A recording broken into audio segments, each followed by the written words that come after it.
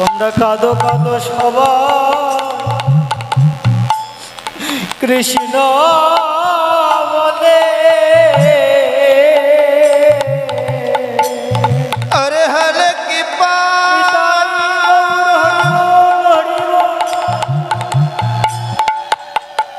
अरे हर के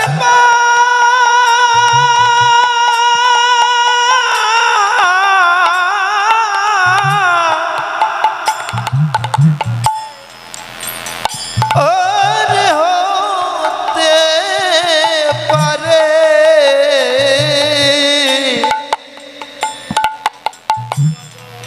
তোমরা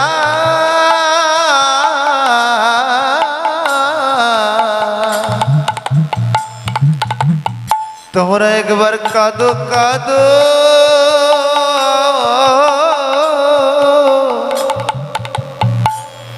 কৃষ্ণ কৃষ্ণ বলে বলি হলে কৃপা হতে পারে তোমরা কৃষ্ণ বলে। নয়ন জলে কাঁদো होते परे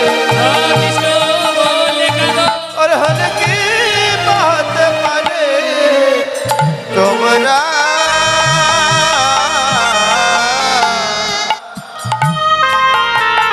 একবার কৃষ্ণ বলে কেঁদে কেঁদে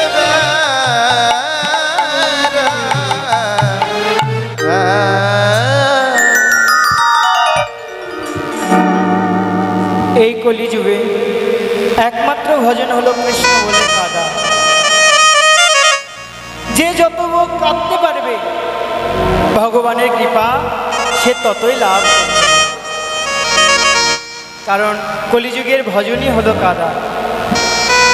কেউ যদি কৃষ্ণ বলে কাঁদতে পারে, এই কাঁদাই যদি কোনো কামনা বাসনা না থাকে, এই কাঁদার মাধ্যমে ভগবানকে পাওয়া যায়। কারণ একদিন আমাদের গৌরাঙ্গ মহাপ্রভুকে রায় রামানন্দ ডেকে ডেকে বলছেন, প্রভু এই কলিযুগের অনেক মানুষ তোমাকে ভজনা করে, অনেক মানুষ তোমাকে ভালোবাসে, একবার কৃপা করে বলো না প্রভু এই কলিযুগের মানুষ কিভাবে তোমাকে ভজনা করলে, কিভাবে সাধন করলে তোমার কৃপা লাভ করতে পারবে। এবার মহাপ্রভু একটু চতুর্থ রায় রামানন্দকে ডেকে ডেকে বলছেন, রায় এই জগতে আমাকে পাওয়ার সহজ উপায়, কেউ যদি আমাকে যদি একটু সোনার থালায় করে যদি আমাকে রাজভোগ দেয়, আমি ভগবান তাদের হয়ে যাই। এবার রায় রামানন্দ বললেন, প্রভু এই জগতে অনেক ভক্ত আছে যারা কাঙাল, যাদের তোমাকে দেবার মতো যাদের কোনো সামর্থ্য নেই, ভগবান তুমি কি তাদের হও না? ভগবান বললেন, দেখো রায় এই জগতে হ্যাঁ কেউ যদি আমাকে সোনার থালাতে করে নাও দিতে পারে, কেউ যদি আমায় স্টিলের থালাতে করে যদি একটু ভোগ আমাকে দেয়, একটু প্রসাদ আমাকে দেয়, আমি ভগবান তার হয়ে যাই। রায় বলছেন, প্রভু এই জগতে এমনও মানুষ আছে যাদের তোমায় স্টিলের থাল দেওয়ার মতো, থালায় প্রসাদ দেওয়ার মতো যাদের যোগ্যতা নাই, তারা কি তোমার সঙ্গ পাবে না কখনো?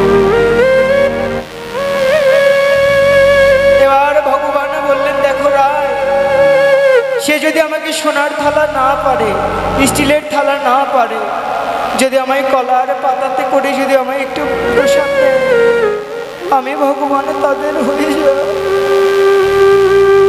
রায় বলছে, দেখো প্রভু এই জগতে এমনও মানুষ আছে যারা প্রতিবন্ধী, যারা হেঁটে হেঁটে কোথাও যেতে পারে না, তারা তো হয়তো ওই কলার পাতাও জোগাড় না করতে পারে, তাহলে তাদের কি দশা হবে প্রভু?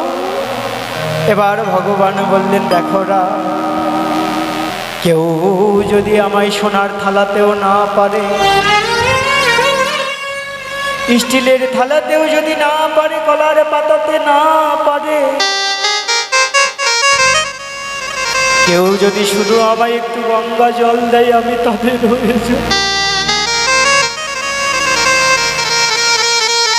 এবার রাই বললেন, প্রভু হে, এই জগতে এমন মানুষ আছে, মানুষ আছে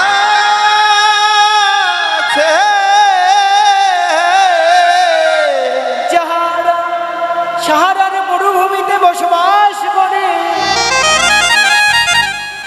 তাদের কাছে তো গঙ্গা জল না, গঙ্গা জল না। প্রভু হে, তাহলে কি তারা তোমার কৃপা লাভ করতে পারবে না? এবার ভগবান পড়ে গেলেন বেকায়দা।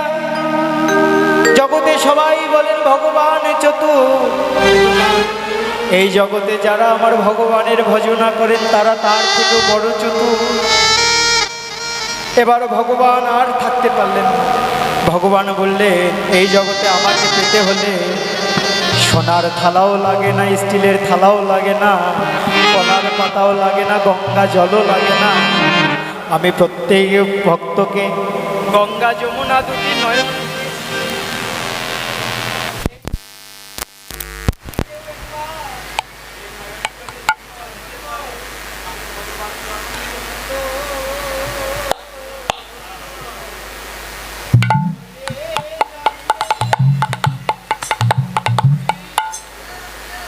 আমি ভগবান তার জনমের মতো হয়ে যা। আমি তার হয়ে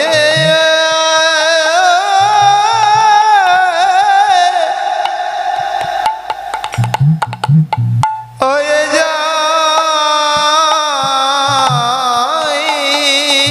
রে। আমি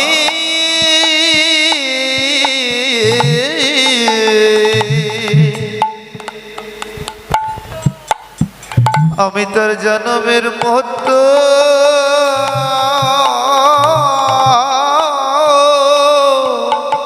হয়ে যা। তারি তো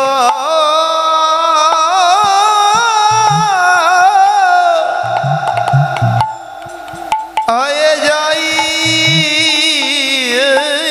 রে। কেহ যদি নয়ন জলে,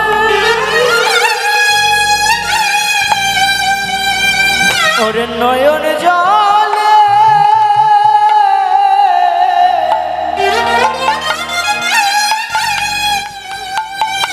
ডাকিতে পারে,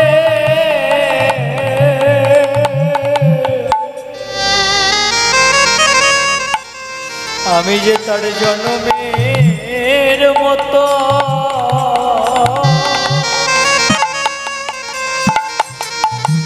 জনমের মতো হয়ে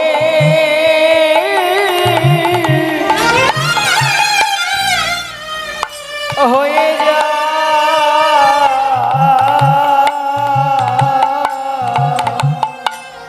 কোন ভক্ত যদি নয়ন জলে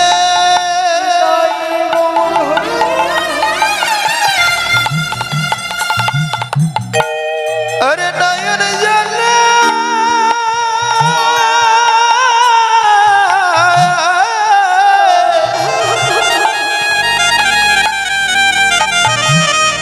और डाकिते डाकिते पारे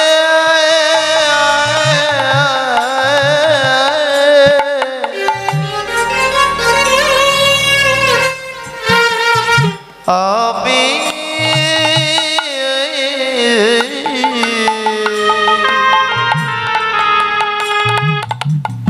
আমি ভগবান তার সারা জনমের মতো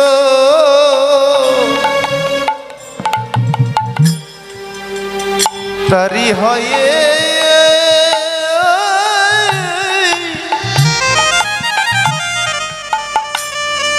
হয়ে যাই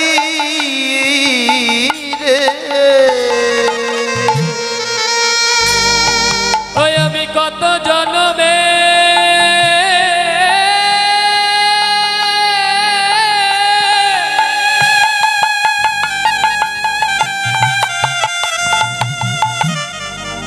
আজি অপরাধী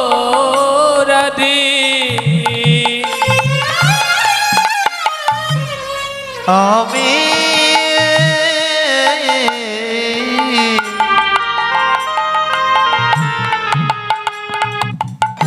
আমি ভগবান তার সারা জন্মের মতো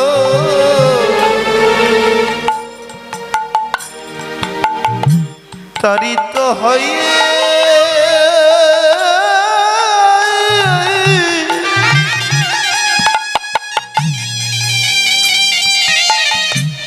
তারিত হয়ে যাই যে। ও যে যেন নয়ন জলে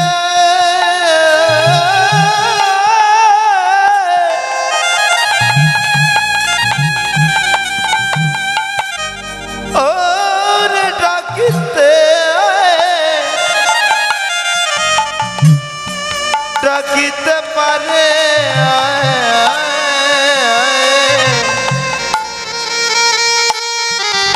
আমি ভগবান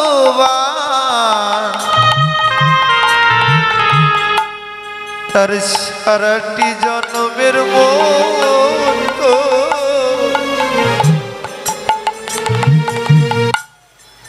তারিত হয়ে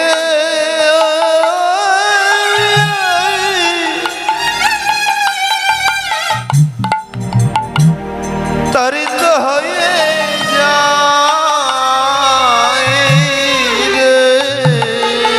কেহ যদি আমার বলতে সব কিছু,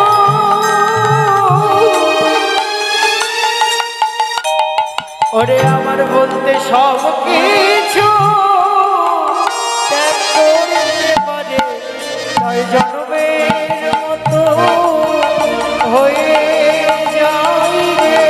আমার বলতে সবই করতে পারে, আমি জনমের মতো হয়ে যাই রে। আমার বলতে সবই করতে পারে, আমি জন্মের মতো হয়ে যাই রে। জনমের মতন তোমার হলো। জন্মের মতো হয়ে যাই রে। ভগবান তোমারই হলা, জন্মের মতো হয়ে যাই রে। আমার বলতে কিছু নাই আর। আমি জন্মের মতো হয়ে যাই রে। সারা জনমের মতো তোমার হলা, আমি জন্মের মতো হয়ে যাই রে। সারা জনমের মতো তোমার হলা। জগতে আমার বলিতে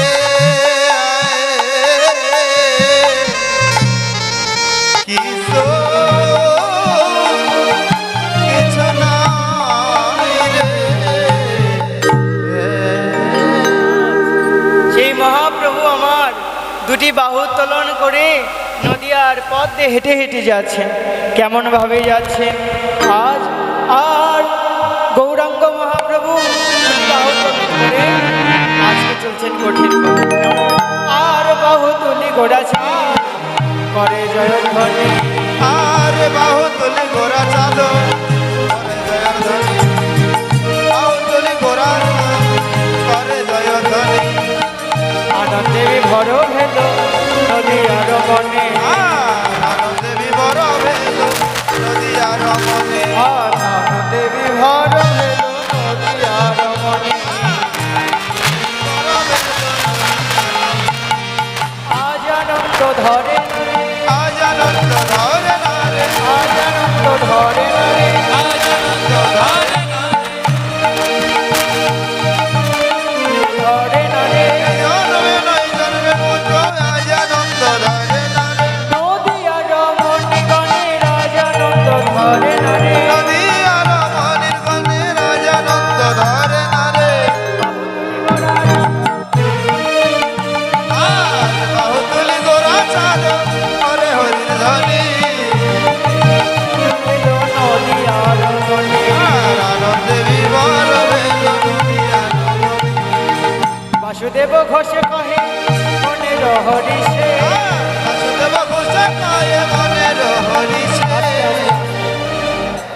দেখেন পদে কি বললেন, পদে বললেন বাহুতুলি গোরা চাঁদ করে হরিধ্বনি, আনন্দে বিভোর হলো নদী আর রমণ। আচ্ছা, রমণী শব্দের অর্থ কি বাবা? হ্যাঁ? নারী। বা তাহলে কি বলছেন? পদে বলছে আনন্দে বিভোর হলো নদী আর রমণ। আচ্ছা, এখানে তাহলে তো একটা প্রশ্ন থেকেই যায়, তাহলে নদিয়ায় কি শুধু রমণী ছিল? হ্যাঁ, শুধু কি নদিয়াতে রমণী ছিল? ও মা, নদিয়াতে কি শুধু রমণী ছিল? দিবা তাহলে রমণী শব্দের অর্থ কি সেটা জানতে হবে। বলে তারাই তো রমণী, তারাই তো রমণী, তারাই তো রমণী, ভজে যারা গৌরমণি, তারাই তো রমণী।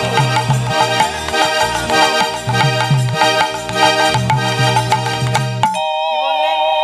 ভজে যারা তারাই হলো রমণী। আবার কি বললেন? বলেন তারাই তো তারাই তো রমণী,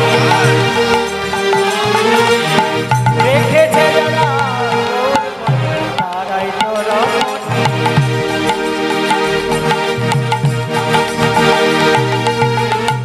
কি বললেন? শিরে রেখেছে যারা গৌরমণি, তারাই হলো রমণী। তাহলে কি, যারা এই পিতৃধন বস্তুকে যারা শতদল পদ্মের মাধ্যমে জ্ঞান চলে যারা এই ব্রহ্মমস্তকে যারা ধরে রাখতে পেরেছে এই জগতে, তারাই হলো রমণী। অর্থাৎ আমাদের প্রত্যেকটা জীবের দেহের ৭২,০০০ নারী বিদ্যমান, আর এই ৭২,০০০ নারীর মধ্যে ৩টা নারী হলো শ্রেষ্ঠ আস্তে। একটা হলো ইরা, পিঙ্গলা আর সুষন্মা। আর এই সুষন্মার পথে যারা এই পিতৃধন বস্তুকে যারা ব্রহ্মবস্তুকে যারা ধরে রাখতে পেরেছেন, মহাজন বললেন তারাই তো রমণী, আর তারাই তো রমণী, তো রমণী, আর তারাই তো রমণী, ভজে যারা গৌরমণি, তারাই তো রমণী। আর ভজে যারা গৌরমণি, তারাই তো রমণী। তাহলে রমণী কারা? যারা এই পিতৃধন বস্তুকে যারা ধরে রাখতে পেরেছে এই জগতে, হলে তারাই রমণী। তাহলে এই যে আমার মায়েরা যে শুধু রমণী তা নয়, সবাই জগতে সবাই রমণী। কারণ এই জগতে একমাত্র পরম পুরুষ হলেন আমাদের স্বয়ং প্রাণ গোবিন্দ, আর জগতে আমরাই হলাম সবাই প্রকৃতি। তাহলে কি এই জগতে সবাই আমরা রমণী হতে পারি কিভাবে? এক গুরু ভজন করে, আর এক হলো নিজেকে ধরে রাখতে পারার মাধ্যমে রমণী হওয়া যায়। তাই কি বললেন? আর বাসুদেব ঘোষে কহে মনের হরিষে, আর বাসুদেব ঘোষে কহে মনের হরিষে, বাসুদেব ঘোষে কহে মনের হরিষে, আর বাসুদেব ঘোষে কহে মনের হরিষে, কষ্ট নীলা গোরা সাধু করিলা প্রকাশে, আর ঘোষলীলা গরাচর মনের হরিষে। এবার নীলার প্রকাশ হলো, এবার নীলা প্রকাশ হলো, এবার নীলা প্রকাশ হলো, শ্রী গুরু চৈতন্য নীলা, এবার নীলা প্রকাশ হলো, চৈতন্য নীলা মদন ভরে হরি বলা, শ্রী গুরু চৈতন্য নীলা মদন ভরে হরি, মদন ভরে হরি বল, মদন ভরে হরি বল, মদন ভরে হরি বল। জয় রাধে। এতক্ষণ আমরা আস্বাদন করলাম শ্রীধাম নবদ্বীপ নিলাম। এবার চলুন আমরা রাধা নামে জয়ধ্বনি দিয়ে